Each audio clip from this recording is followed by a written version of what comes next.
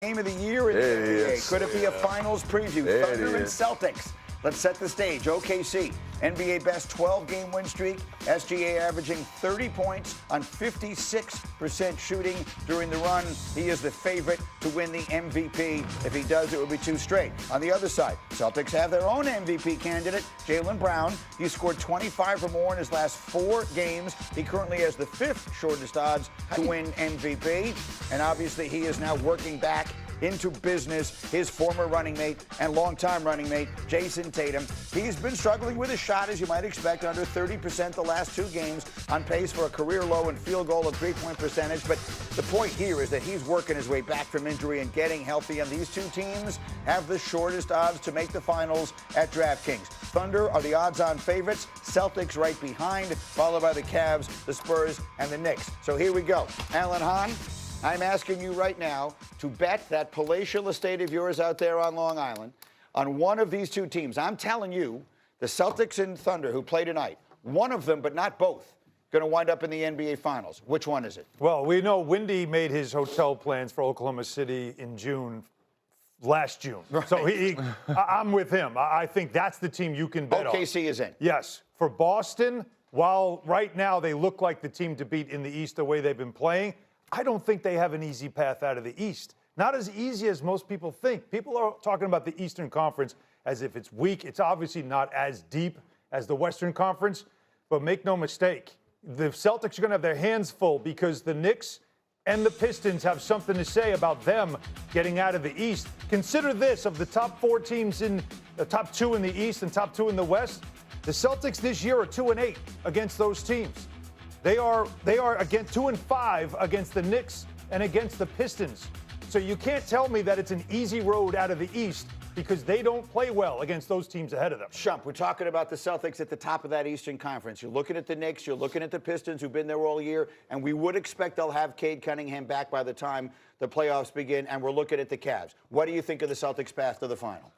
I agree with Allen on this one, man. I think that the Celtics, though they have a good chance to go, and I get it that they looked better than the Knicks have looked. Right. Even though the Knicks are winning right now. They've won 7 straight. Exactly, they're winning, but it's not jumping off the screen the way we wanted to jump off the screen. Boston is not.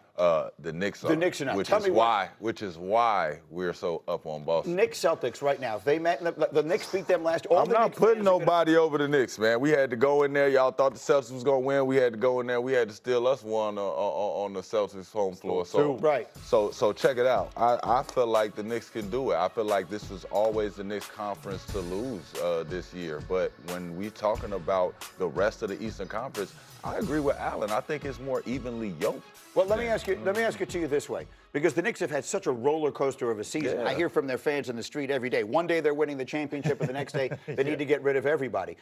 Well, if everyone plays their best, if all these teams play, if the Celtics are about as good as they can be, the Knicks are about as good as they can be, the Pistons are about as good as they can be, and let's put Cleveland in there as well. Which team do you think would emerge? I think Detroit would if everybody's healthy. If everyone's healthy. Yeah, I do not like the matchup for the Knicks or Boston when Detroit is fully healthy and ready to go. What do you think? Completely disagree. I think it's setting up for that. I think the Knicks right now with 7 in a row, let's not overlook that. Yes, the winning percentage of the teams that they've beaten is not high, 293, but you take care of business. But look at this. The Knicks are number 3 in offensive rating, number 5 in defensive rating, number 5 in net rating.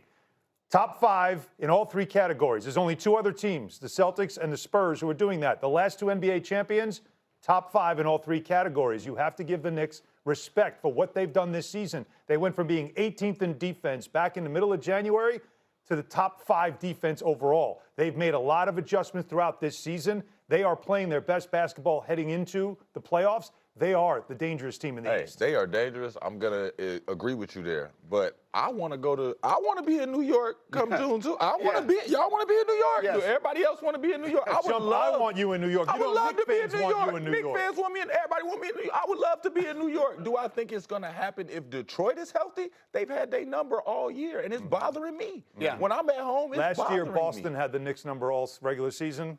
Then they went into Boston. But that's why JB's getting done what he's getting done. But we're talking about Detroit. And we'll see what happens with Cunningham again. I think the expectation is he'll be back in time for the playoffs. We have a doubleheader coming. Sometimes they got to ruffle some feathers. Atkinson and the Cavs sit in the 4th spot in the East, where Cleveland, the Knicks, and Celtics are all jostling for playoff positioning behind the Pistons. Despite currently being the 4th seed, ESPN Analytics actually gives the Cavs a 25% chance to win the East, second highest of any team in the conference. NBA analyst Iman Shumpert joins us bright and early here on SportsCenter. And Iman, a fun one tonight between the Celtics and the Thunder, but let's focus on Boston, though. What have you seen from Jason Tatum since he's been back from that Achilles injury? Since he's been back, I think that he's right on target for what we expect out of a major injury. I know a lot of people are saying that he came back too early. The organization brought him back too early. But this is a competitor we're talking about. This is somebody that cleared all protocols. He made sure he was ahead of schedule for his Achilles injury, and he knows that he wanted to rejoin his team. He didn't want to watch from the sideline, and he definitely didn't want to watch from the locker room. He's one of those guys that wants to be out there. He wants to spill blood in order to get some hardware. And I'm going to tell you what, this Boston Celtics team does not think how the rest of the NBA thinks. They've won before. They've been battle-tested. They've had injuries, guys in and out of the lineup. They feel like they can adjust. Jaylen Brown feels like it still could be a championship run because he is a bona fide superstar and a guy that needs to be considered for the MVP race. So when I see Jason Tatum coming back, I'm like, dog, you're right on schedule. Do not take the bait. Make sure you continue to stay in the weight room and continue to go through the ups and downs of the season that are going to happen as you get your legs back. But he will get his legs back. I'm 100% confident that by the playoff time, he will find a rhythm. Yeah, the mentality is definitely different in Boston. Let's stay in the East. The top-seeded Pistons also in action tonight. Detroit still without Cade Cunningham with a collapsed lung, and the Pistons have 11 games left. However, if Cunningham misses 8 of those games, he'll fall short of the 65-game threshold to be eligible for end-of-the-season awards. And the Players Association, they want to see that rule amended. So, Iman, I want to ask you, should the league reconsider that 65-game rule?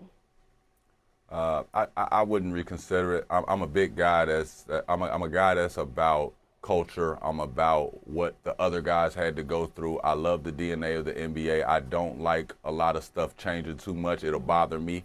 I'm one of those guys. I want the whistle to stay the same.